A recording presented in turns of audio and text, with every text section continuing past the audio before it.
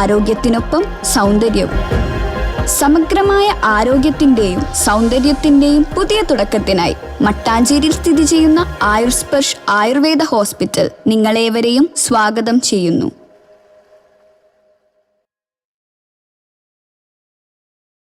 അപകട ഭീഷണിയിൽ മാട്ടുമ്മൽ പാലം. പുതിയ പാലത്തിനായി പ്രദേശവാസികൾ ആക്ഷൻ കൗൺസിൽ രൂപീകരിച്ചു. കാലപ്പഴക്കത്താൽ തൂണുകൾ ദ്രവിച്ച് അപകട നിലയിലായ മാട്ടുമ്മൽ തുരുത്ത് പാലത്തിന് പകരം പുതിയ പാലം നിർമ്മിക്കണമെന്നാവശ്യപ്പെട്ട് നാട്ടുകാർ ആക്ഷൻ കൗൺസിൽ രൂപീകരിച്ചു. പെരുമ്പടന ജനകീയ വികസന സംരക്ഷണ സമിതിയുടെ ആഭിമുഖ്യത്തിൽ പാലത്തിന് സമീപമായിരുന്നു യോഗം ചേർന്നത്. ചെയർമാൻ VS ബോബൻ അധ്യക്ഷത വഹിച്ചു.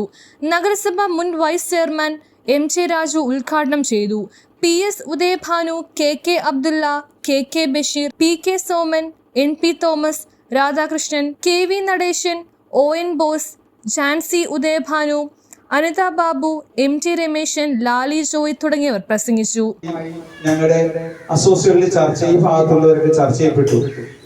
ഇങ്ങനെയാ നമ്മുടെ ഈ നാടിന്റെ നേരത്തെ സ്വാഗത പ്രാസംഗം പറഞ്ഞ പോലെ കാഴ്ചക്കാരല്ല, നമ്മൾ നാടിന്റെ കാവൽക്കാരാണ് എന്ന സന്ദേശം കൊണ്ട് നടക്കുന്ന ഒരു സംഘടനയാണ് ജനകീയ വികസന സംരക്ഷണ സമിതി.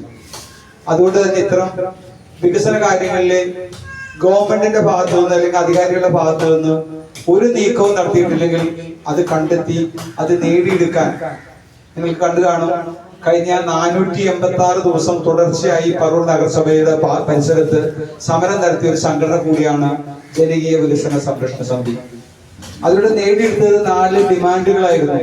കേരളത്തിൽ ഇന്ന് നേടാൻ കഴിയാത്ത റോഡ് സൈഡിലേക്കുള്ള റാമ്പ്, അതുപോലെ റോഡ് സൈഡിലേക്കുള്ള NH കഴിഞ്ഞുള്ള സ്ഥലത്ത് ഡ്രെയിനേജുകള്, നിലവിൽ തരാതിരുന്ന എക്സിറ്റ് വെൻട്രിയും, കൂടാതെ ചക്കരക്കടവ് 140 വർഷത്തിൽ പരം പഴക്കമുള്ള ചക്കരക്കടവ് റോഡ്, അടഞ്ഞു പോകുന്ന റോഡ് നിലനിർത്തി റോഡ് നിർമ്മാണത്തെ കൊണ്ടുപോകാൻ ഈ സംഘടനക്ക് കഴിഞ്ഞിട്ടുണ്ട്.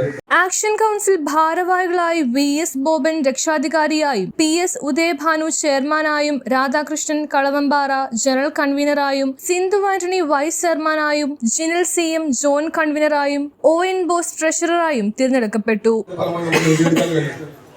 കൂടാതെ ഈ സമരത്തിന്റെ ഭാഗമായി തന്നെ നമ്മുടെ ഒരുപാട് ഭാഗങ്ങളിൽ കാലവർഷം ആരംഭിച്ചാൽ വെള്ളക്കെട്ടുകൾ മൂലം വീടുകളിൽ നിന്ന് പുറത്തിറങ്ങാൻ കഴിയാത്ത വിധത്തിൽ വലിയ പ്രതിസന്ധികൾ നേരിട്ടിരുന്നു ഒരുപാട് വീടുകൾ.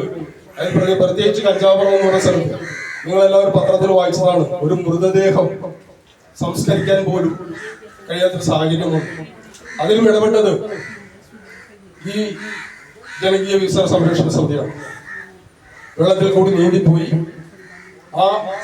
അവിടെ ചിതയൊരുക്കി ശവസ്കാരം നടത്തിക്കൊണ്ട് അതോടൊപ്പം തന്നെ നമ്മൾ ഡ്രെയിനേജിന്റെ കാര്യത്തിൽ ഈ ഡ്രെയിനേജുകളാണ് ആദ്യം ആരംഭിച്ചിട്ട് വേണം. അത് കാണുകൾ ആദ്യം നിർമ്മിച്ചിട്ട് വേണം ഈ റോഡിന്റെ നിർമ്മാണ പ്രവർത്തനങ്ങൾ ആരംഭിക്കാൻ.